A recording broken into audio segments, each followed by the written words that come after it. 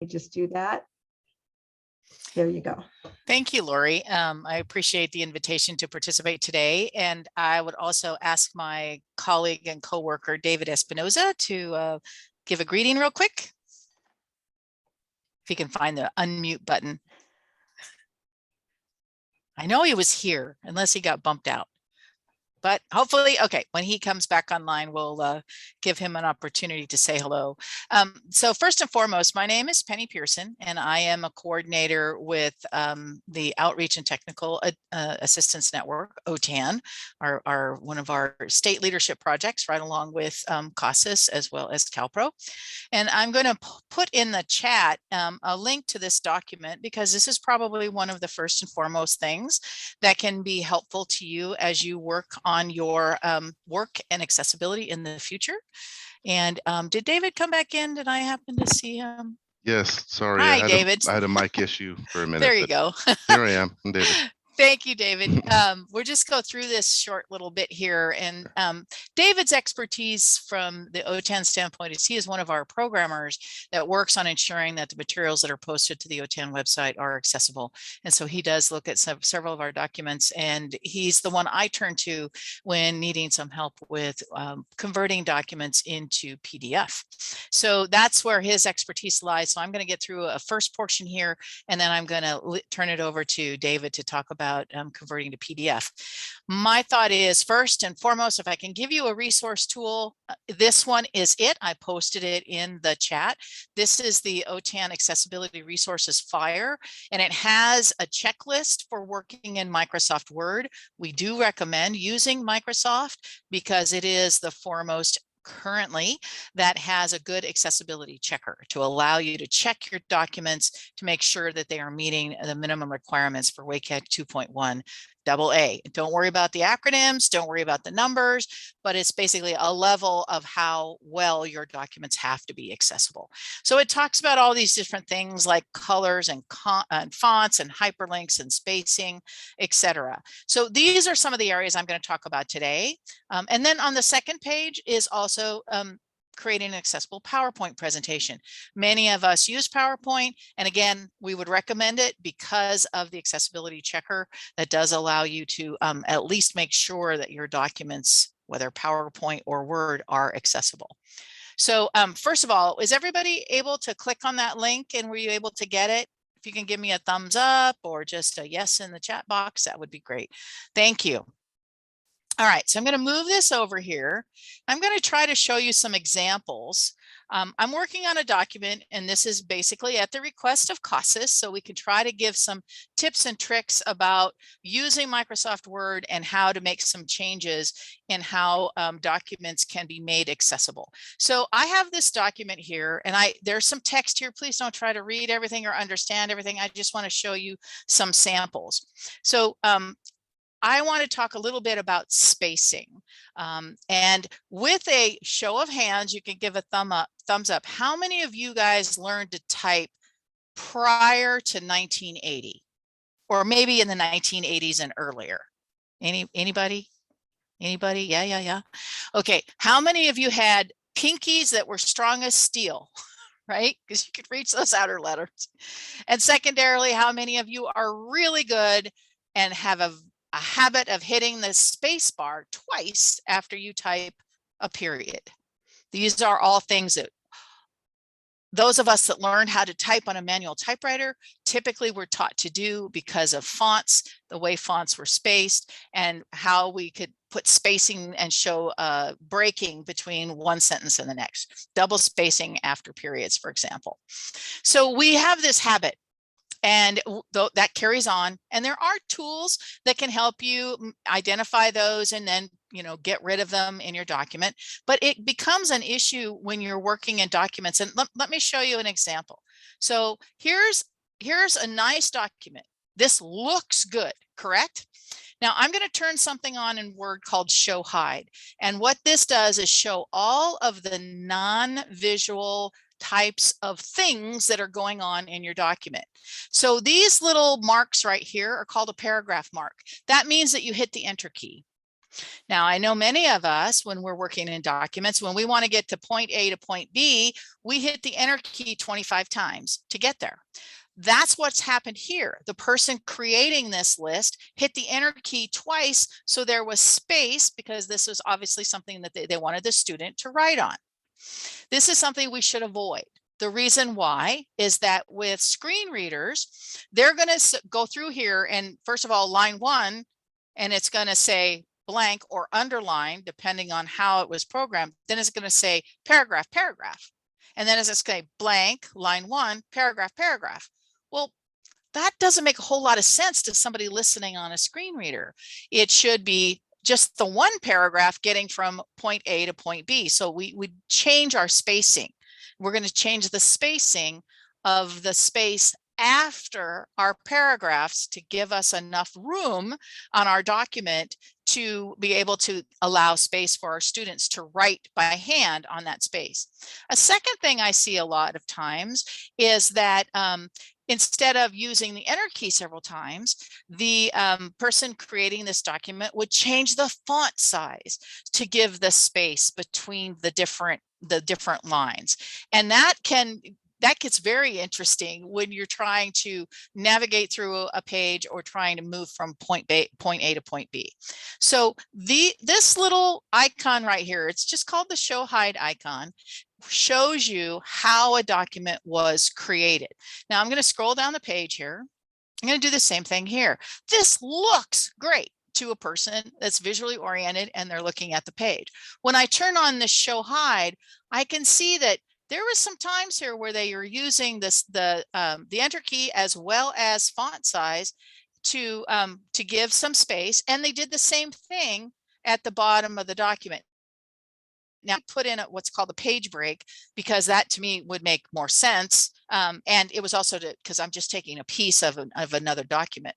So all of these things can end up being very interesting. Here's another one that was vocabulary. Many of folks do these in different formats. So this one was putting in images and then putting a space below it, a line for people to write on, and then they had the answers at the top, email, text message, social network, Google Classroom. Those are the prompts to put them on the right lines. Well, when I turn on my show hide, I can tell immediately how this person created this document. And then when I look at the word email here, I see that they hit the tab key 5 times, going from email over to social network. So a screen reader would go email, tab, tab, tab, tab, tab, social network, tab, tab, tab, tab, tab, Zoom, paragraph, text message, tab, tab, tab, space, space, space, space, Google Classroom, space, space, space, space, space, space, space, space, space, space, space, space, job networking, and then more spaces. Now, granted, please be aware that most people who use screen readers, they can choose to turn on or off some of those features, like saying paragraph or any punctuation, including periods, commas, semicolons, etc. But the point of this is, let's create a clean document in the first place that we don't have to worry about a screen reader having to read all of these things to somebody who's trying to, figure out a way to get around a document.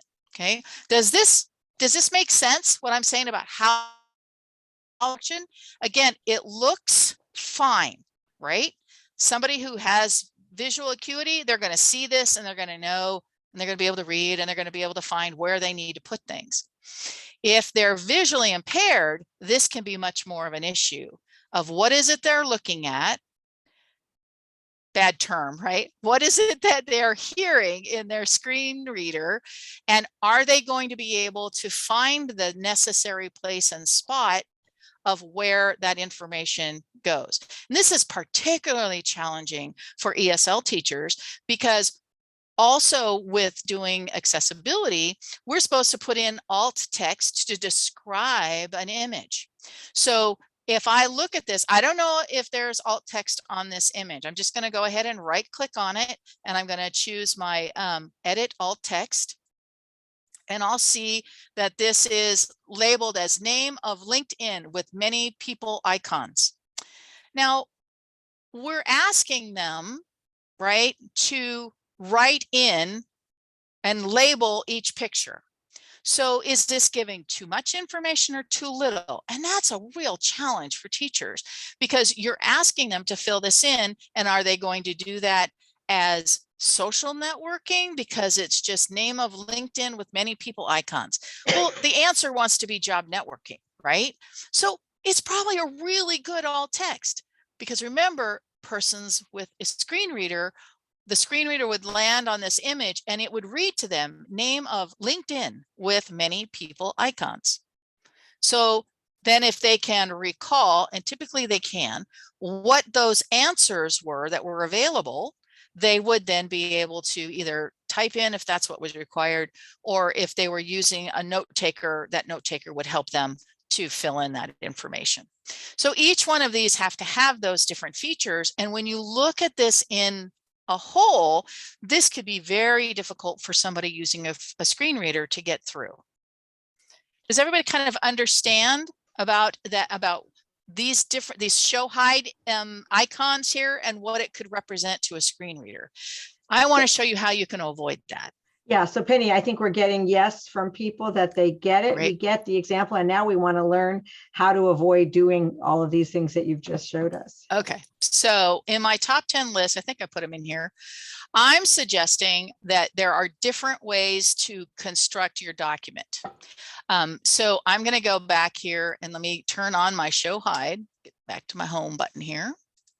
And you'll see that I'm using things called breaks and columns. So these little dots here, they're non-printing and they're not spoken of in a screen reader. Actually, I'm not positive about that. I should ask my team whether that's true, but it allows someone to line up text, making it take up less space in the page and squish things together, so to speak. So in this case, the original document had these all in tables. Okay, and tables get to be tough. It doesn't mean they're bad. They just get to be tough when screen reading. In this particular case, it was putting in the answers and then allowing someone to add in the text for what the image was or whatever the prompt was. So in this case, I'm showing how the first part of my document, this part up here, was one column wide. And then I used what's called a section break, and that's up here, here under layout where it says breaks. And then you can choose what kind of break you want. And Word describes each one and what it does. And when you make that type of break, then you can use the button next door, which is the columns, and you can choose how many columns you want in your document. And in my case, I did a section break and I made 3 columns. This one that has A and B, this one that's C and D, and this one that's E and F. Okay. So now I've put that information where I wanted it. I didn't want it in a big long line because for some folks that's just, they don't like that format, right? So this way I kind of spread it out across the page. And then I want to set up the spacing for the images themselves. So this is what it looked like before. And what I did is that I basically used tabbing and I use custom tabs. So up here on my ruler bar at the top, you can see where I placed custom tabs. So there's a right tab, there's a right tab, and there's a right tab. And that's the way it looks. I see I did tab once, and then I wrote first right tab, tab again, second right tab, tab again, third right tab. In order to make these changes, I'm going to use this little button over here in the corner that's right along the same line as my ruler. And if you don't have your ruler on, okay, that's under view and you can turn on your ruler. I can toggle through the different types of tabs. So this one here is a center align tab. So when I type to it, no matter what you type, it's going to be centered along that tab. Another one can be a right align tab. Another one can be a decimal tab. Great for when you're doing numbers, right? Each one of these has a different meaning of what it does, okay? And all I'm doing is placing them where I want them on this particular line. When you do that, Microsoft Word assumes you want to continue with that setting or those settings of tabs until you turn it off. till you clear your tabs or you reset them. On the next line, okay, I left them the same. So my right tab is still here. Here's my right tab here. You notice they don't shift anywhere because I want all of my things to kind of right align to what I'm going to put as my images and then what I'm going to put as my answer spaces. Okay. Now, again, these are all things within your Word program that can help you with formatting. So if I wanted to come down, I'll go to my, let me go a different spot here. So go up. So I get out of this spot. Let me go here. So I just put in 2 extra paragraph marks, and by default, Word puts in tabs every 5 spaces. So I'm hitting my tab key.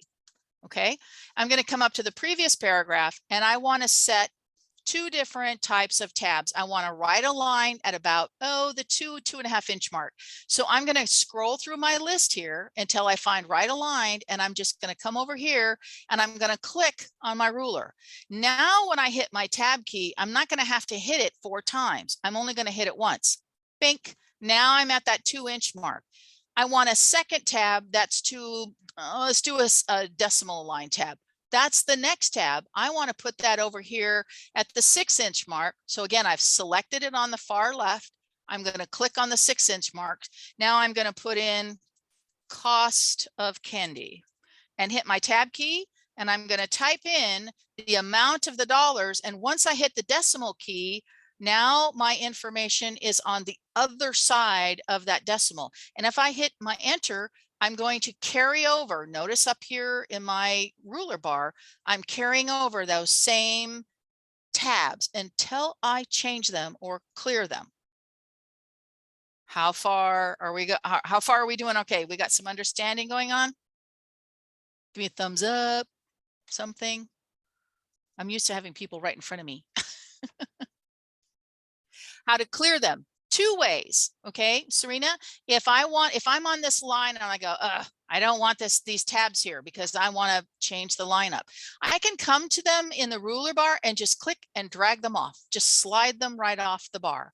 I can, there's another method as well, which is under the paragraph settings. Okay, when I open that up, where's my paragraph settings go? It opened up way over here. And down in the lower left-hand corner of paragraph settings is tabs. When I open that up, I can see I only have 1 tab stop, which is over there at that 6 inch mark.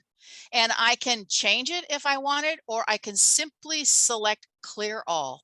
Now, when I clear all and I hit OK, that particular paragraph and just this one paragraph where my focus is, or my little flashing toothpick, that particular paragraph has been cleared of any custom tabs.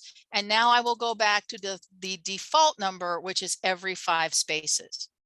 Does that answer your question, Serena?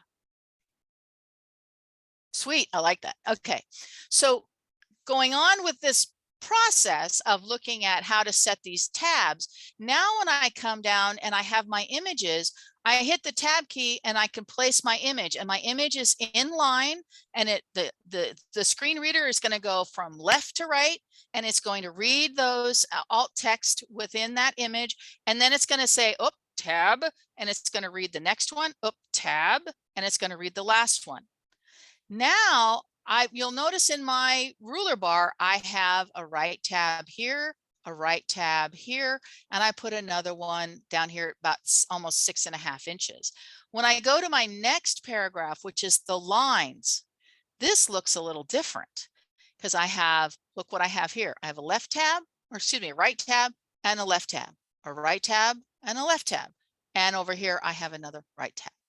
What I've done here in order to provide that spacing is I've hit the underline option in my toolbar or in my home key up here, and I press tab. And since it's going to this first tab at 1.5 inch mark, it's underlining that space. Then I'm turning off my underline and I'm hitting tab again. No underline for that section. Now, when I get to the other tab, I'm going to turn on my underlining, right? And I'm going to hit tab. And now I have my next space to do my filling in or whatever I'm asking my learners to do. But this is just, again, it's allowing for that left to right.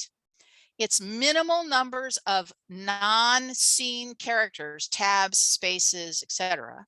And now I can line this up by simply copying the format from one paragraph to the next of where I want those tab stops to be.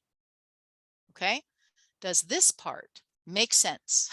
Okay, I have spacing, and when I turn off my show hide keys, look how pretty that looks. It looks very similar to the others. And if I ever needed to change any of these tabs around, I can simply come up to the ruler bar and just drag them. Notice, see how that expanded? And now if I want it lined up right with the picture, I can just move those as needed. Okay. And I put some instructions here. I'm hoping to have this document so we can post it on the CASAS exchange, so everybody can have the benefit of looking at this and seeing how it was constructed. So I put in here, Word keeps the tabs you set until you make any of those changes, either by going to the paragraph settings and clearing your tabs, etc.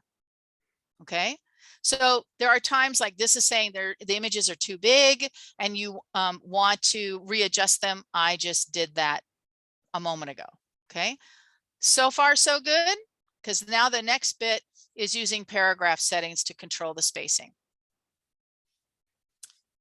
And I think I had a message here that I might have missed. Let me double check. Sorry.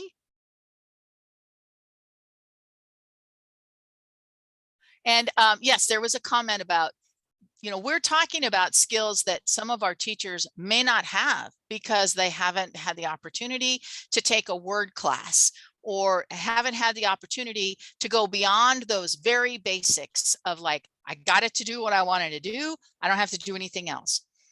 But now we need to go beyond that in order to ensure that we are offering all of our learners an equal and equitable access to our learning materials. We need to make sure that these things are considered. So if you're an administrator in the group today, consider this as a good professional development opportunity for your teachers, learning more about Word and these more advanced features, or features that maybe they've just never even been exposed to get them in under the mindset and know that they have the ability to ensure that their documents are fully accessible.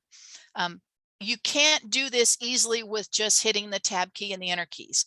You need to learn how to use some of these more advanced features. So earlier, continuing with the spacing image, I showed you how, here's great examples about they just use the space key in order to get some space from one point to the next. They did the same thing with their questions. But what they did do is they used the continuous breaks. They did a section break and they put these in 2 columns. Brilliant, that works great. Now I put the representatives on one side and the senators on the other. The problem I see here is that we've got these extra paragraph marks in here that's going to make life kind of miserable. So what we're going to do is we're going to add the space after the paragraph. Now, Word allows you to add space before a paragraph as well. So what we're doing is, instead of doing that several hits, you know, down by hitting the enter key, after this first paragraph entry into citizenship, I simply change the spacing after to 72 points. Look, that's an inch. That's an inch of space. Then after each one of the paragraphs here for the representatives, I put 24 spaces, 24 points of space after each paragraph. There's no longer that extra paragraph there. The screen reader will simply go, how many are there? Who elects them? Paragraph. They would say paragraph. How often are they elected? Paragraph. How many terms do they serve? Paragraph. Who is the leader? Paragraph. For those that are visual and they're reading this, they see they have space to write in. Okay. Now you want to see how we do that. Anybody? Someone? All right. So I'm going to move beyond my table here. Sorry?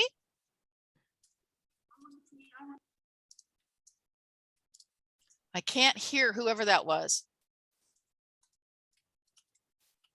So I'm going to just do a little demo here. And Penny, this is Lori. Just wanted to reiterate. So those columns you put in, it'll automatically read the first column first, the whole first column, then the whole second column. Correct. And that can be problematic. You have to think about your order, right? Because some people want to put things like that previous example, A, B, C across the top, and then, you know, D, E, F, and the reader wouldn't read it in the correct order then. So that's why I went A, B, C, D, E, F. So because it flows from left to right, from first column, second column, third column. So those are things that can be helpful of understanding how to lay things out so it makes sense to the person using a screen reader. And visually, you still see them all. They're just all in these separate columns. So As a hopefully note, that's going to be helpful. I just wanted to add on that type of example, if you want to separate it out in columns, but still have it read left to right, like your A, B, C from left to right, then you might want to use those tab stops instead of separating out in the as a column like that, because the screen reader is going to read each column or the whole column first and then the next column. Whereas if you want to read it across the columns, then you just use the tab stops instead. So just something to think about. Thank you, David. So here I have my paragraph. Here's one paragraph. I want to add space.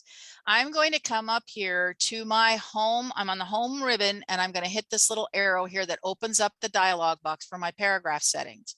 When I look at my paragraph settings, this is the space I want to be in, the spacing section. Right now, it's saying I have no spacing before my paragraph, but this is the one that I want to change. I don't want just 6 points. This is only 6 points. That's just not very much. So I'm going to change this, that I want this to be 24 points. And you see an example down here. You see all this extra white space after your paragraph. So when I choose 24 points after my paragraph and click OK, now you go, well, I didn't see much, but I did. I saw this space expand right here. So if I come and delete this paragraph mark, it almost looks exactly the way it did a minute ago, but I don't have that extra paragraph marker in there. And so the screen reader won't be reading it. It'll go, here's one paragraph. I want to add space after this paragraph. Here's another paragraph. But this second paragraph doesn't have the same space added after it. So this is something I learned eons ago when I started doing word processing. Get all of your content in there first, then apply your formatting. And this goes for styles, for setting up any tabbing, anything like that. Do it after you get all your content in there. Now, that's not always feasible, I understand. But if you can think of this as a way of like, I need to get everything in there first, and then I can apply my styles and I can do my tab settings and I can change my paragraph spacing so everything looks the way I wanted it to. So I can give you an example. If I wanted to put like I'm gonna change this to, I'm gonna put this as sample 1, and then I'll hit the enter key. Whoops. And sample 2. Okay, I can't spell. Sorry, I have too many people watching me. Sample 3. Okay, and all of these right now, I forgot the 2 here. All of these right now are set up with only that 6 points, correct? But because when we're visually oriented, we want to come in here and go, oh, there's not enough room. We start going in and adding enters or paragraph marks. Instead, you can simply select, and this is the phrase I use when I taught word processing, select to effect. Okay, so I'm selecting the paragraphs I want to change. I'm going to come back up to my home ribbon and under paragraph settings, and I'm going to change everything that I have selected to have 24 points of space after them. So when I click OK, ta-da! See how that just opened everything up? I don't have to go in there and hit the enter key. It makes a world of difference. Okay, so I'm going to check my time. Now, one of the things that sometimes happens, and I'm going to go in and I think I could do it on this document, is I'll display that accessibility checker again. And we will go under review and then check accessibility. And I have no issues with my document. Wow, that's awesome. That means that I have, applied styles, which means a screen reader will be able to navigate from one point to the next. And I know I've applied styles because of this little marker right here next to one of my paragraphs, 10 tips for accessibility. Excuse me.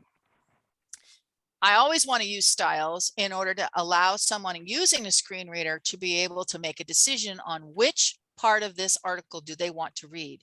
If I don't, the accessibility checker will still tell me that this document is accessible, but the screen reader user will not be able to navigate. They will have to listen from the beginning to the end, and they would not have the capability of being able to choose which heading they wanted to go to and which section they wanted to read.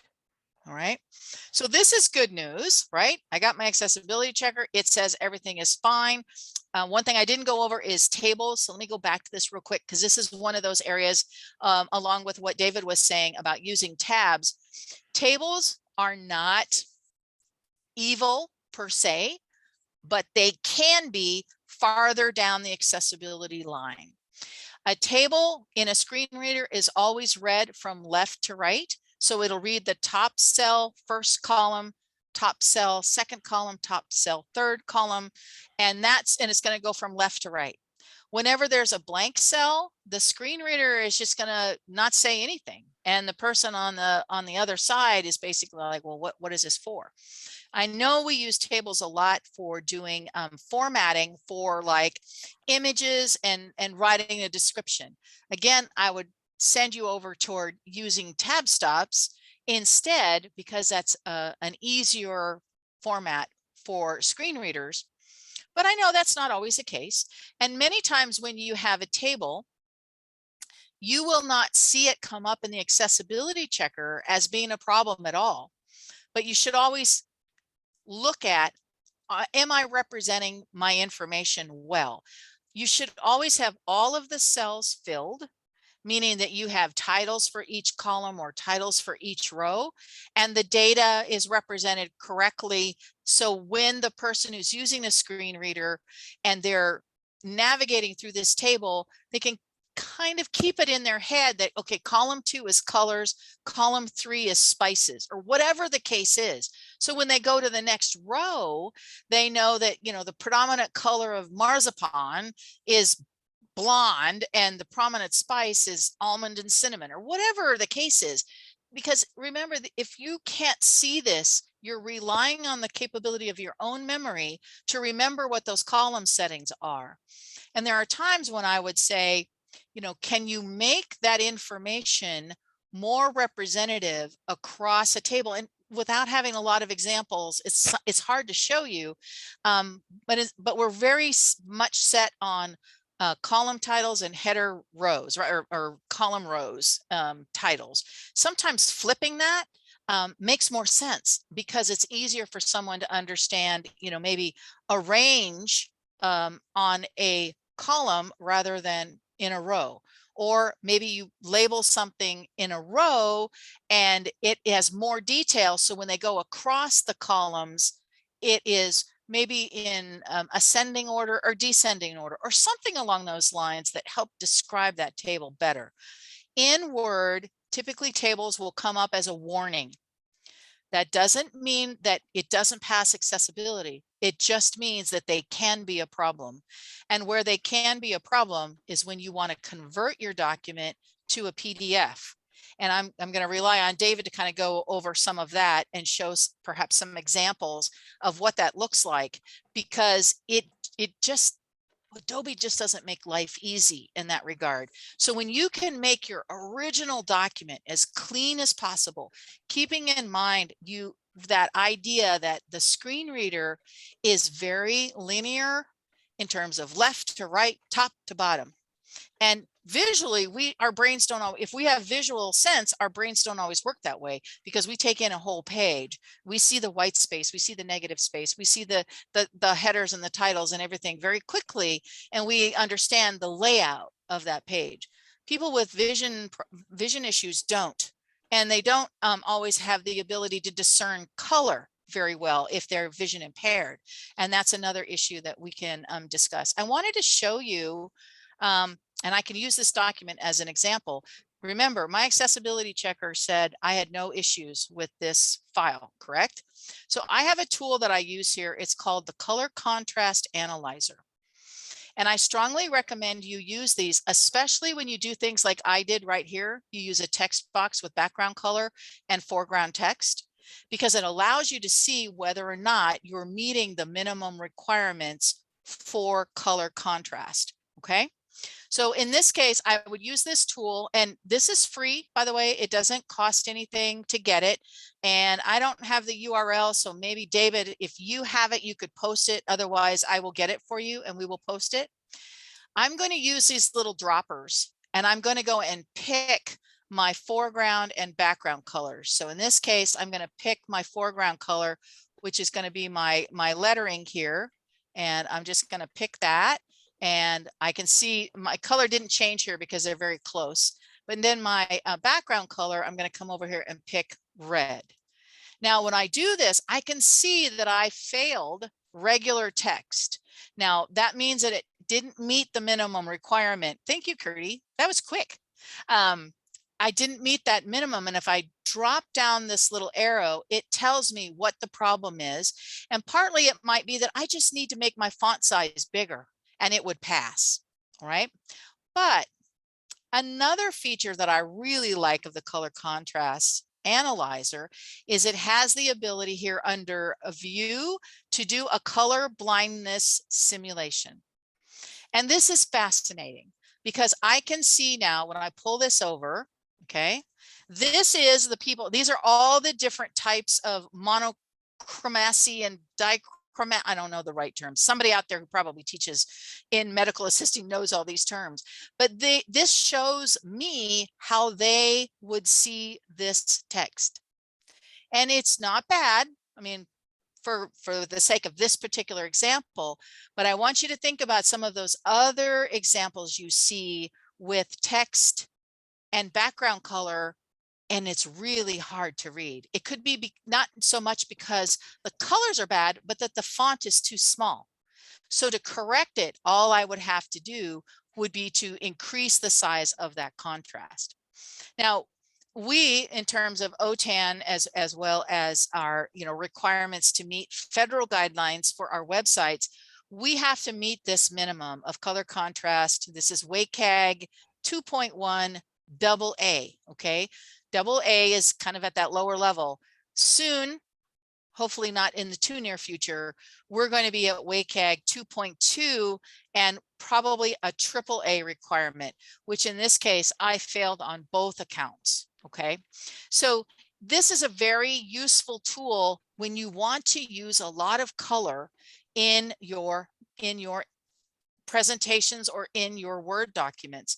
It would be very nice if you took that extra step to ensure that you're meeting that minimum color requirement. And I deliberately did this with red and green because red and green is something that is typically very difficult for people with color blindness to see well. So it's a free resource. You can download it and you can just use these little color pickers and pick colors and check things out. And you may be surprised. Sometimes people use gradients, right? Where they'll have text and a gradient fill in the background. I suggest when you test those, you test the foreground color, which is the text, and the darkest background color that's available. Is that right, David, or is it the lightest? I can't remember now. I think I might have said that wrong. Usually the lightest, because that would be the hardest to see. Yeah, that would make much more sense than the darkest. So so we did a few things today. We're running out of time. I just have one question. Sure. This is Lori. Because you were talking about tables, and so we often use tables as answer places. Mm-hmm. And someone was pointing out that we often ask students in co-ops to fill in the blanks of a table. Mm-hmm. And so I was just wondering, because you said don't leave the table blank. So what would you do if you wanted to have this format? Would you just use columns and lines as you had shown us? I would use tab stops myself. Tab stop. Okay. Tab stops, I think, would be the easiest. And I've been working with our programmers, David and Michael Pearson, our team. We're trying to get some samples of what screen readers do in these situations, because even though a table might not cause a fail in terms of an accessibility checker, there are other issues that go beyond that when you get into either converting it to PDF or the navigation of how a student could get through and understand what they were supposed to be doing in a document. And, you know, sometimes the only way that our visually impaired students have access to this material is digitally. And if it's only digital, then this becomes even more critical of, you know, you might need to, on those tab stops, you know, put something like write your answer here, or answer : and then a line, so that the screen reader is able to see here it stopped on an image and it gave an alt tag. And then as it goes to the next line, write your answer here, at least that's a cue to someone who's using a screen reader of where that information is going to be. Because this type of format would be very difficult because of all of this extra spacing in here. But if you did that with the tabs, as I showed before, I think it would be much cleaner for somebody navigating through a screen reader. Okay, so the idea of all of this is to help you understand some of those other features in Word, including, you know, using tab stops, using breaks. And there are lots of tutorials out there on the web through YouTube. Microsoft Word has a wonderful training section where you can take, you know, short 5-10 minute tutorials on how to use these different things. Sometimes it's a matter of what is the name of that thing, right? It's like, okay, I want to learn how to do, you know, line spacing. That's a paragraph tool. I got to go to paragraphs. You know, there are, excuse me, other tools here that can allow you to do it quickly from the ribbon bar. But what we wanted to do needed a little more finesse, because we wanted to add specific amounts of space after our paragraph. Using the tab stops, again, you can set them or clear them through this dialog box. Again, that was under paragraph settings, and I just clicked the tab, and I can choose the alignment and how I want them to go. I can set them, I can clear them, I can clear all. I can use the ruler up here to drag and drop them where I want them. So there's lots of options. Sometimes when we have too many options, it's hard to figure out which one we want to use, but you will find the one, in my opinion, it's always been, you will use the one you remember, right? Even though there may be 3 ways to do something, you'll use the one that you remember, and that's perfectly fine. You're going to get the same end result. Okay. And one last question, you've got what you've got on the on the screen there in terms of Zoom. So they're trying to have students see the Zoom symbol and then write Zoom underneath it. In the case of the screen reader, you would have to describe that picture as the icon for Zoom. And so in a sense, you're giving away the answer. Is there any way to avoid that? Because this is sort of the bread and butter of ESL classes. Well, and that's why I say this is extremely challenging for ESL teachers, because first of all, you're trying to convey a visual thing, a logo, to someone who doesn't have vision. So here is, are you going to be going through and describing to everyone, you know, the Zoom logo is made up of a rounded box. It had rounded edges. It's in blue, and in the forefront is a character icon image of a camera. Well, that's a whole lot to try to stick into a descriptor, but you might be able to do a blue box with a camera icon. That may be enough of a descriptor, depending on how the direct instruction went, to help students understand, yes, this is the Zoom logo, right? That's a great example. And that takes a lot of time and effort. I would wonder how they did it with Facebook. See, they just said Facebook page.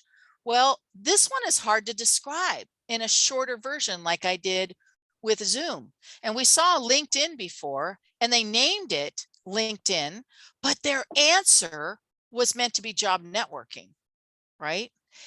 So there's a little difference here of what the teacher is asking for, because they're asking for them to identify Zoom and not something like web conferencing, which is what I may have done. And instead of saying LinkedIn, they're saying job networking. Instead of saying Facebook, they're saying social network. So it's how the teacher has to balance these things, both in their direct instruction of what they're describing and using, and then how they can use those more modified descriptors as an image descriptor or alt text in the image. But all of these things, all of these pieces come together over time. You cannot get all of this in one day. Okay, you have to practice it, and you have to be willing to let yourself take a few minutes to think about what you're creating. And I'm really encouraging you, don't worry about the stuff you did in the past. Okay, only worry about that stuff you did in the past if you need to modify it for current use. Anything new that you create, start it with a mindset that you want to make it accessible, and you want to use these tools to create the spacing, create the spots where things are supposed to be filled out, without using kind of that traditional learned response of hitting the enter key 5 times to get space. Use the tools within Word to give you what you want, and you'll have a much cleaner document. So when we go to the next step of creating a PDF, we can actually create a cleaner PDF. And I'm going to say that with air quotes around it, because that's not always the case. So David, can you show an example of a PDF after it comes out of Word and what it looks like in accessibility? I'll stop sharing. Yeah, let me wait. Yes, let me. I got to find my same. toolbar. It's missing. Just a second. Let's see. So this one. Okay, sorry. That's okay. I didn't really pick a example file yet, or there was a lot, but I'm just going to use that same, or one of these that was sent to us from you guys a while ago. Sorry, While you're doing that, I see, is it Kirti? I hope I'm pronouncing that correctly. You have a question, you have your hand up. Yes, sorry. Hi, it is Kirti. My question is, because our students take the civics assessments on Google Docs, so how well do these features translate into Google Docs? In my experience, very often create something in Word, and then when I open it in Google Docs, all the graphics are all over the place, and I thought, oh God, I should have created that document in Google Docs in the first place. Especially, the document that you had. Okay, you put the information, label each picture or something. So on that line, the line is somewhere else. Correct. That is because Google does not have a lot of the more advanced features and does not have a good accessibility checker to make sure that materials are accessible in Google Docs. They traditionally fail whenever you use Google Docs.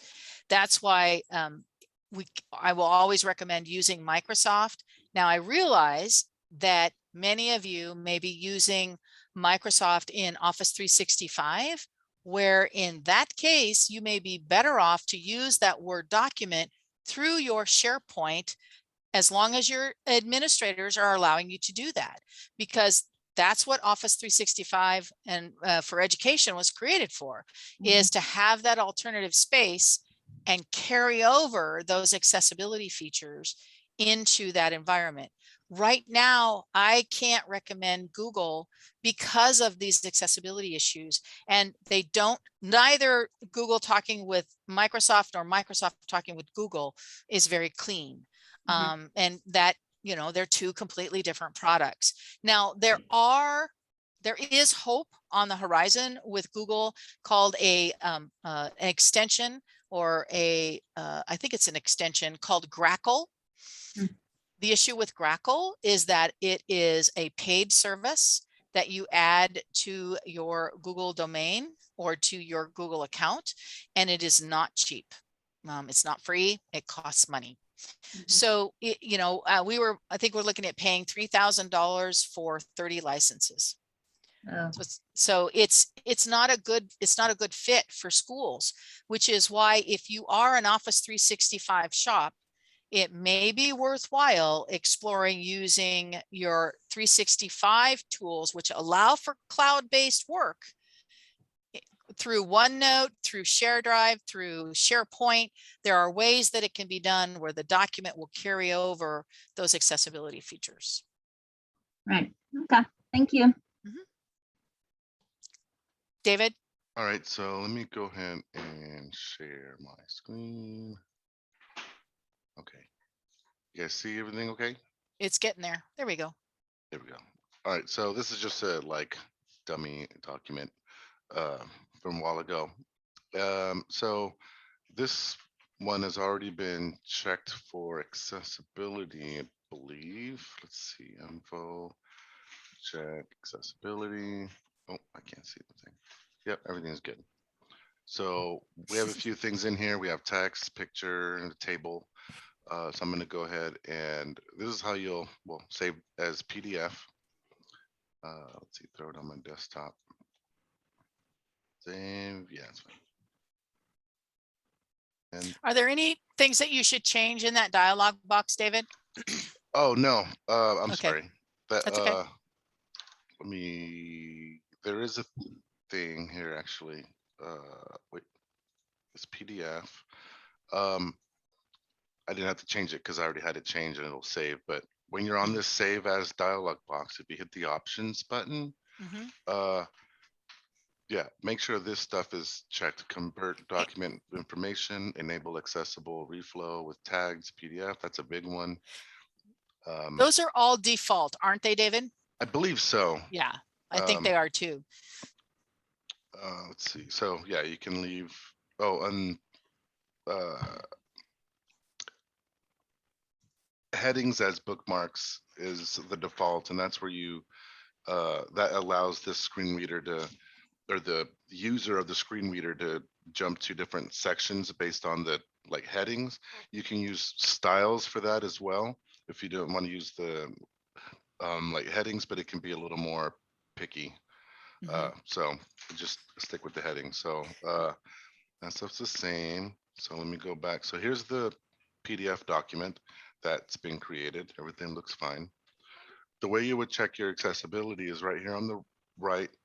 You have your accessibility thing, excuse me, and then accessibility check. Now this is only available in the Acrobat Pro, like the Adobe Acrobat Reader doesn't have these. So this is only, you have to have the paid Pro version that allows you to edit documents and whatnot to be able to do this. So you're going to do your accessibility check. Everything default there is fine. And David, let me just interrupt you. We've come to our 2:30 time. Some of you may need to leave. That's fine. But we'll just continue with this and it'll be on the recording. And then those people that have to leave can follow up with it afterwards. But some of us can stay and we would love to hear you continue. I'll make it brief because the Adobe, or I'm sorry, checking and fixing a document for accessibility in Adobe can be very tedious and confusing. So this is why we always recommend making any changes to the document in Word and making sure everything in Word is good and accessible before you convert it over to PDF. Because if you try to make changes in the PDF, it can get really touchy and confusing and you can get lost in it easily. So here I've got the accessibility checker open. It tells me there's a couple issues. The first in the document, these will always show there because it wants you to check the like reading order and the like the color contrast, since there's no built-in color contrast checker in here. But you can mark those as passed if you've used that color contrast analyzer. And the reading order, you know, as long as the document is pretty straightforward, it shouldn't be a problem. When you start using floating images and floating paragraphs and stuff like that, it can get a little tricky. But this one's pretty clean. So This one's no problem, but you can just like mark them as pass, and then they won't come up again. The document title is always one that comes up.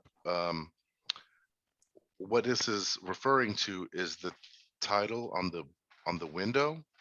By default, it's going to show the file name, and we actually want to change that.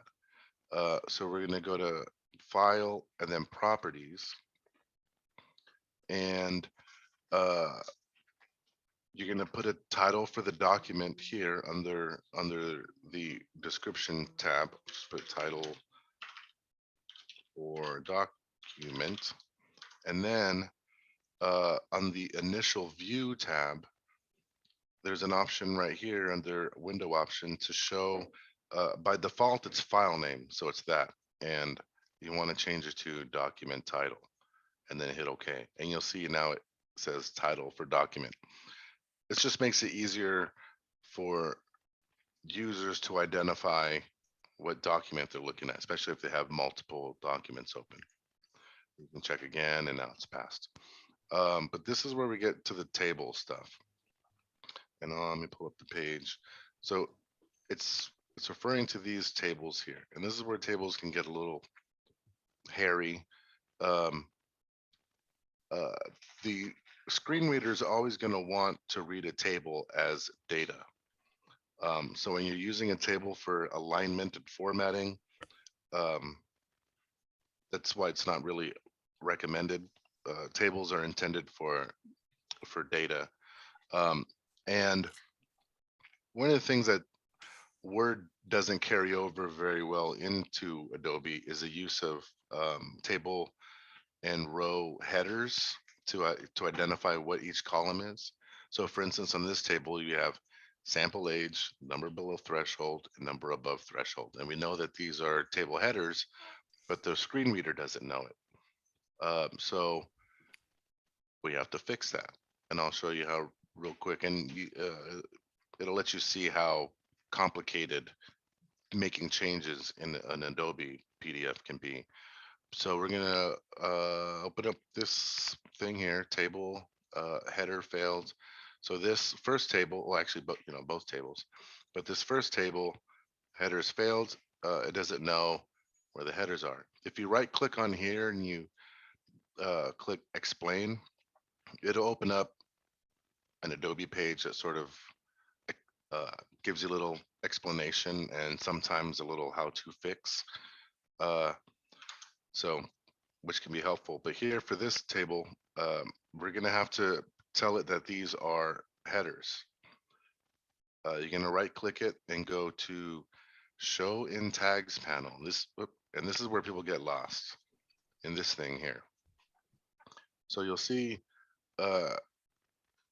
this is all the stuff that the screen reader sees and tries to arrange it and identify what's what. So like you have paragraphs, and we've seen those paragraph tags. We have a figure, which is an image, and we have a table. And this table has elements inside of it. We have a row, a row, a row, a row. And then each of those rows have elements inside of it. We have the text, and we have the headers and the text inside those. Why did that one not come up? Thank you, Adobe. Yeah, I know. Yeah. See, these are marked as headers. Wait a minute, that's it. That's probably it. So, yeah, I'm sorry. So these are marked as headers. Why it's saying there's something wrong with the table, I'm not sure. And this is also marked as a header, which is this first row. I'm sorry, the first cell in that, and the first column is also marked as a header, but in this case it should not be. This is just a regular table data. So the way you would change that, again, this is why the tags can be a little hard, confusing to work with. You have to change it to TD, which means table data. TH, table header, TD, table data, TR is table row. So I wonder if that's why it did it. Sorry, didn't Yeah. have too much time to prepare a good example, But it does maybe- show that, you know, you can get into the weeds really fast with trying to make a PDF accessible. yeah, So there's a yeah. lot that can go on. And so, which is why, like I said, do your changes in Word and then bring it over into Adobe. If you're do your check in Adobe and it's got an accessibility error that you can easily fix in Word, like, oh, I forgot to put an alt text on there, or I didn't, you know, align that table stuff right. Then scratch the Adobe, go back to Word, make the change there, and then export it again. Because this can get really messy because there's the tags panel, the content panel, and the It gets really messy. reading order. Yeah, and they have to line up right. If things don't line up right, then it's going to fail. Your document's going to be all messed up. That's a scary view right there. Yeah, yeah, exactly. And so, I mean, you can spend all day trying to explain all the little things you can do for accessibility to make changes in here and still get confused and lost. I still do every now and then. So yeah, make it clean in Word and then come in here and do it. Let me see what this will do now that I marked those as table data. So you can come And- back here to the checker and then check again. And Lori, you asked the question, if you make it accessible in Word, will it be accessible as a PDF also? 9 times out of 10, yes, but there's typically always one thing, and typically it is that title. Oh, that, Yeah, those like that David document taught you. stuff. Yep. Yeah, those are always going to come up, even if you've made changes in the Word document and then exported it again. Those are going to come right back up again.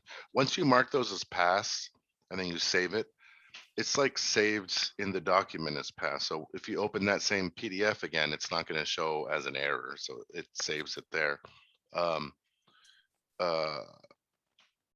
Why this is coming? Oh wait, CH Yeah. and TD's those pass. This header failed. Yeah. Yeah, this is where avoid using tables if you can, unless they're pretty clean. These ones should be fine. I'm not sure why this one is not liking it right now. Yeah. This is why you can chase this stuff forever. Yeah. And Yeah. so when you can you show the accessibility checker again? It's just that panel on the left side, right? Yes, this guy here. Okay. And you'll see it'll break down each of the stuff. Right. There's a document, like document level stuff pass. There's the page content level stuff pass. There's the tagged. Does it have tagged annotations? Multimedia alt text. Are you using forms? Does the form stuff pass? That's super messy. So Yeah. yeah, forms, alternate text. And when there's like images and like next to table, the screen's pretty small for me, David, but it says tables, it says one issue, right? yeah, and that's And that's these just telling you headers. that something needs to be checked. Yeah, it's not necessarily it doesn't mean that one item is wrong. There's one issue, and this issue is these table headers failed, and you'll see there's 2 elements. It's 2 different tables that it's talking about. It's one issue, 2 tables, but they'll have, you have to treat them separate. So I'm not sure what's up with this one. Why? Oh, it's a doing that. mystery. That's where you go back and make sure Yeah. everything's right in the Word document. But yeah. Anyway, so I think the big primary lesson here is try to make your original document as clean as possible. It doesn't mean everything will be avoided, but it will likely be to the point where it won't raise any red flags for anybody who's monitoring or looking at a website. to ensure Yeah. that all their documents are, fully accessible for folks that may have some type of physical or vision disability. And I think, I know we're over time. Thank you for those of you that stayed the extra time. And Lori, if you have any other questions, we can try to address them as best as possible. But other than that, I think we're done. That was terrific. Thank you so much. I think we learned a lot. I know I learned a lot, and it looks like, all of us learned a lot about this. We may need you to show it to us again, but I think we've got it. Maybe we can all work on this a little bit and then come back with questions for the next time. We were gonna work on putting together, well, like Penny showed her document that she was working on. So we're 10 tips. we're gonna be putting together a couple like documents and better examples and stuff. So we'll let you guys know whenever that's all ready. Thank you. I think that 10 tips document is going to be terrific, because I think we get the idea that things are not accessible now, and now we have to figure out how to make them so. In your examples today, Penny, with the Word document, and your examples, David, to see how a PDF looks and what the common things are, especially the title, make a lot of sense. And now we need to go practice and come back to you at the next meeting. Thank you, everyone, for attending today. I will be sending the recording, the slides, and the chat to you. I hope you have great holidays coming up, and we'll see you back here at the Yale Civics meeting. I think it's January 26th. Let me just go back. Oh, well, I guess I got out of it, but yes, I'm pretty sure it's January 26th. I'll be sending you a reminder. So please go in and register for that meeting, and at caadultedtraining.org, and we'll see you then. Thank you very much, everyone. Carla, Portia, and all of you who participated with questions, and all of you who listened in. Take care. See you in the new year.